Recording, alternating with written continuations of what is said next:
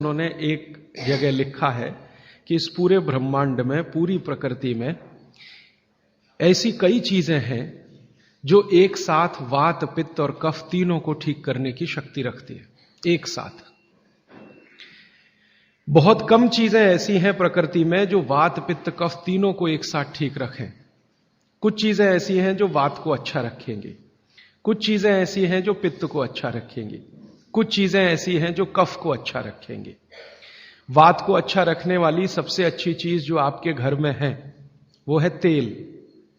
तेल तेल वो जिसमें आप सब्जियां बनाते हैं, तेल वो जिसमें आप सब्जियां बनाते हैं। तो सबसे अच्छी चीज वो बोलते हैं कि तेल है, जो वात को हमेशा समभाव में रखता है, समानता में रखता है, वात को बढ़ने नहीं देता। लेकिन उन्होंने एक शब्द पर जोर दिया है कि तेल का माने शुद्ध तेल। अब ये शुद्ध तेल उन्होंने लिखा 3500 साल पहले। आज के विश्लेषण में अगर हम ध्यान दें तो शुद्ध तेल का माने तेल की घानी से निकाला हुआ सीधा सीधा तेल, बिना कुछ मिलाए हुए सीधा सीधा तेल, कोई भी मशीन से निकाला हुआ सीधा सीधा तेल, उसमें कुछ नहीं मिलाया, मतलब नॉन रिफाइंड तेल। नॉन रिफाइंड तेल। अगर आप तेल खा रहे हैं तो बागभट्ट जी का निवेदन है कि आप तेल शुद्ध खाइए, माने रिफाइंड तेल मत खाइए, डबल रिफाइंड तेल मत खाइए। अब आप कहेंगे जी क्यों नहीं खाएं, डॉक्टर तो यही बोलते हैं कि रिफाइंड खाओ, डबल रिफाइंड खाओ तो आपको हृदय घात नहीं आएगा वगैरह वगैरह। ये जो रिफाइंड तेल है, मैंने इनको देखा है कैसे रिफाइंड किया जाता है। आप भी देख लें, कभी मौका मिले तो बहुत अच्छा होगा। किसी भी तेल को रिफाइंड करने में 6 से 7 केमिकल इस्तेमाल होते हैं और डबल रिफाइंड करने में 12 से 13 केमिकल इस्तेमाल होते हैं। वो सब केमिकल मनुष्य के द्वारा बनाए गए हैं प्रयोगशाला में। भगवान का बनाया हुआ एक भी केमिकल तेल को रिफाइंड नहीं कर सकता। भगवान का बनाया हुआ माने प्रकृति का दिया हुआ, जिसको आप अंग्रेजी में कहते हैं ऑर्गेनिक। ऑर्गेनिक एक भी केमिकल नहीं है जो तेल को साफ कर सके, एक भी केमिकल दुनिया में नहीं।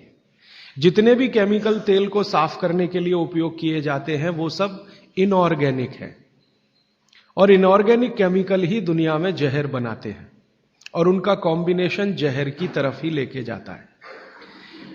आज की दुनिया में मॉडर्निज्म के नाम पर, आधुनिकता के नाम पर जितने इनऑर्गेनिक केमिकल्स जगह जगह इस्तेमाल हो रहे हैं, वो सब आपको धीरे धीरे उस तरफ ले जा रहे हैं जहां आप जहर अपने ही शरीर में पैदा कर दें। इसलिए रिफाइंड तेल, डबल रिफाइंड तेल गलती से भी मत खाइए। भागवत जी कहते हैं कि जिंदगी भर वात को ठीक रखना है, जिंदगी भर। तो वात को ठीक रखने के लिए सबसे सरल चिकित्सा वो बोलते हैं वो तेल का ही है। वो कहते हैं शुद्ध तेल खाइए। शुद्ध तेल माने घानी से निकाला हुआ तेल। अब आपके मन में 2 प्रश्न आएंगे तुरंत कि शुद्ध तेल में तो बास बहुत आती है। हां, सीधा प्रश्न। दूसरा प्रश्न आएगा जी शुद्ध तेल बहुत चिपचिपा होता है, गाढ़ा होता है, चिपचिपा होता है और बास अलग से आती है। हम लोगों ने जब शुद्ध तेल पर भारत देश के कुछ वैज्ञानिकों की मदद से काम किया, एक तरह से कहें रिसर्च किया, तो पता चला कि तेल का जो चिपचिपापन है वो उसका सबसे महत्वपूर्ण घटक है। तेल में बहुत कुछ होता है, जैसे मैंने आपको पहले दिन बताया ना, मिट्टी में माइक्रो न्यूट्रिएंट्स हैं, कैल्शियम है, आयरन है, सिलिकॉन है, कोबाल्ट है, ऐसे तेल में भी है, हर चीज में है। तो तेल का जो सबसे महत्वपूर्ण हिस्सा है वो उसका चिपचिपापन ही है। और जैसे ही तेल में से ये चिपचिपापन निकाला तो पता चला वो तेल ही नहीं बचा। तेल जिस चीज के लिए खाया जाता है वो बचा ही नहीं, वो हिस्सा ही गायब हो गया। फिर हमने देखा कि तेल में जो बास आ रही है, बास, वो उसका प्रोटीन कंटेंट है। तेल में प्रोटीन बहुत है। जैसे आपने सुना है दालों में प्रोटीन होता है, दालों में प्रोटीन सबसे ज्यादा है, भगवान का, ईश्वर का दिया हुआ। दालों के बाद दूसरे नंबर पर जो प्रोटीन सबसे ज्यादा है वो तेलों में है। तो आप जो तेल में देख रहे हैं कि उसकी बास है, वो बास जो है ना, उसका ऑर्गेनिक कंटेंट है प्रोटीन के लिए। 4-5 तरह के प्रोटीन है सभी तेलों में। आप जैसे ही तेल की बास निकालेंगे उसका प्रोटीन वाला घटक गायब हो जाता है। अब बास निकाल दिया तो प्रोटीन निकल गया, और चिपचिपापन निकाल दिया तो उसका जो फैटी एसिड है वो गायब। अब ये दोनों ही चीजें गायब हो गई तो तेल नहीं रहा, वो पानी है एक तरह से। इसलिए भागवत जी ने सूत्र लिखा कि जिंदगी भर वात की चिकित्सा अगर आपको करनी पड़ जाए तो बेहतर है कि आप शुद्ध तेल खाएं तो वात की चिकित्सा ही ना करनी पड़े। और मैंने आपको सबसे पहले दिन बताया था कि दुनिया में सबसे ज्यादा रोग वात के ही हैं, सबसे ज्यादा रोग। ये घुटने दुखना से लेकर कमर दुखना, हड्डियों में दर्द, ये वात के तो रोग है ही। सबसे खतरनाक वात का रोग है हार्ट अटैक, हृदयघात। सबसे खतरनाक बात का रोग है पैरालिसिस। सबसे खतरनाक बात का रोग है ब्रेन का डैमेज हो जाना। तो ये खराब से खराब जो रोग आपकी जिंदगी में है, इनमें वात के खत्म हो जाने की या वात के पूरी तरह से बिगड़ जाने की भूमिका सबसे बड़ी है। फिर मैंने देखना शुरू किया कि हिंदुस्तान में ये रिफाइंड तेल कब से आए। आज से 50 साल पहले तो कोई जानता नहीं था कि रिफाइंड तेल क्या होता है। ये पिछले 20-25 वर्षों में आए हैं रिफाइंड तेल। कुछ कंपनियां निकली इस देश में, कुछ विदेशों से आई, कुछ हिंदुस्तानी कंपनियां, दोनों ने मिलकर रिफाइंड तेल का चक्कर चलाया। रिफाइंड तेल बहुत अच्छा है, बहुत अच्छा है। अब ये बहुत अच्छा उन्होंने कहा, किसी ने माना नहीं, तो डॉक्टरों से कहलवाया, बहुत बड़े बड़े डॉक्टरों से कहलवाया। जो डॉक्टर अपने मरीजों को कहते हैं कि भैया तेल हमेशा रिफाइंड ही खाना, ये वाला तेल लाना, वो वाला तेल लाना, अलग अलग ब्रांड के है ना, सफोला ले आना, सनफ्लावर ले आना, ये ले आना, वो ले आना। इन डॉक्टरों के साथ मैंने जब वार्ताएं करना शुरू किया, खासकर बंबई के कुछ डॉक्टरों को जो हर समय ये प्रेस्क्रिप्शन के साथ कहना नहीं भूलते कि तेल सफोला का ही खाना या तेल ये ही खाना, तो मैंने कहा डॉक्टर साहब सफोला से आपका क्या रिश्ता है, जो आप हर मरीज को कहते हैं तेल सफोला का ही खाना? ये क्यों नहीं कहते तेल तिल का ही खाना? ये क्यों नहीं कहते तेल नारियल का ही खाना? ये क्यों नहीं कहते तेल मूंगफली का ही खाना? ये सफोला कहां से आ गया? हमारे यहां तो नारियल का तेल होता है, मूंगफली का तेल होता है, तिल का तेल होता है, सफोला का तेल ये हिंदुस्तान का। तो वो डॉक्टर तो नहीं बताते, लेकिन उनकी पत्नियां बताती हैं कि वो सफोला वाला आता है ना, तो डॉक्टर साहब को कभी रेफ्रिजरेटर दे जाता है, कभी टेलीविजन दे जाता है, कभी डॉक्टर साहब और मुझे मिला के नेपाल की यात्रा करा देता है, कभी हमारे बच्चों के साथ हमको अफ्रीका की सफारी दिखा देता है। तो ये है चक्कर सारा कि एक तरह से किकबैक डॉक्टर साहब को प्रत्यक्ष और परोक्ष रूप से मिल रही है। इसलिए डॉक्टर साहब बार बार कह रहे हैं कि सफोला का तेल खाना। अब ये सफोला का तेल हमने लेकर टेस्ट किया लेबोरेटरी में। सूरजमुखी का तेल जो अलग अलग ब्रांड का है वो टेस्ट किया लेबोरेटरी में। दिल्ली में all India institute of medical sciences के कई डॉक्टरों को इसमें इंटरेस्ट हुआ कि बात तो ये गहरी है, इस पे काम करके देखना चाहिए।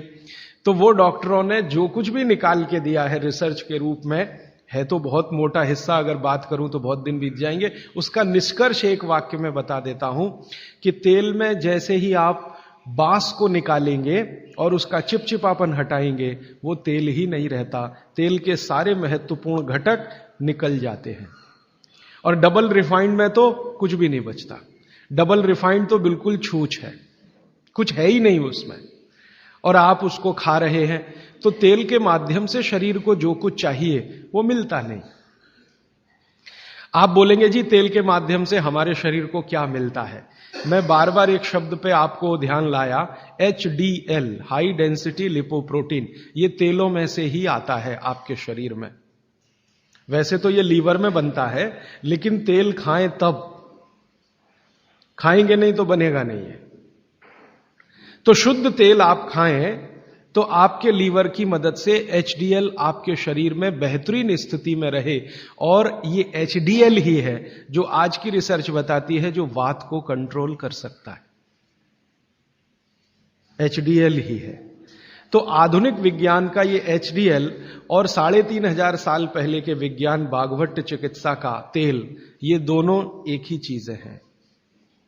तो आप शुद्ध तेल खाएं तो HDL अच्छा रहे। HDL अच्छा रहे, जिंदगी में हार्ट अटैक आने की कोई संभावना नहीं। आप निसंकोच अपना जीवन बिताइए। फिर एक और महत्व की बात, हमने हमारे कुछ दोस्त लोग हैं इस अभियान में जुड़े हुए, उनके ऊपर एक्सपेरिमेंट किए। खासकर छत्तीसगढ़ में हमारे कुछ मित्र हैं। मैंने कहा भाई आप ऐसा करो, चिकित्सा करनी है तो बागभट्ट की करो। हाँ ठीक है करेंगे। तुम डॉक्टर बंद कर दो। हाँ बंद कर देंगे। तो ऐसे हमने कुछ हमारे दोस्त इकट्ठे किए जिनको बहुत ज्यादा समस्या है कोलेस्ट्रॉल की, बहुत ज्यादा समस्या है ट्राइग्लिसराइड की, बहुत ज्यादा समस्या है हाई बीपी की। ऐसे कुछ लोग इकट्ठे किए और छत्तीसगढ़ में ये इसलिए किया कि छत्तीसगढ़ भारत में ऐसा एक राज्य है जहां शुद्ध तेल अभी भी मिलता है। गांव गांव में तेल निकालने वाली घानियां हैं, आसानी से तेल उपलब्ध है और आसानी से सरसों भी उपलब्ध है, मूंगफली भी उपलब्ध है। तो वहां करने का ये एक ही प्रयोजन था और ये लगभग हम 3-3.5 साल से कर रहे हैं। अभी भी ये चालू है, हमारा काम बंद नहीं हुआ है।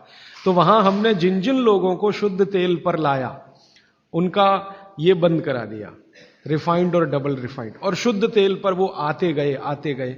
अभी उनकी स्थिति ये है कि जब हम उनको डॉक्टर को दिखाते हैं और पुरानी रिपोर्ट लेके जाते हैं कि देखो 3 साल पहले इनकी ये रिपोर्ट थी, कोलेस्ट्रॉल इतना, ट्राइग्लिसराइड इतना, ये इतना, तो डॉक्टर कहता है ये रिपोर्ट में तो 8 दिन के ज्यादा जिंदा नहीं रहना चाहिए, हार्ट अटैक आना ही चाहिए और मरना ही चाहिए।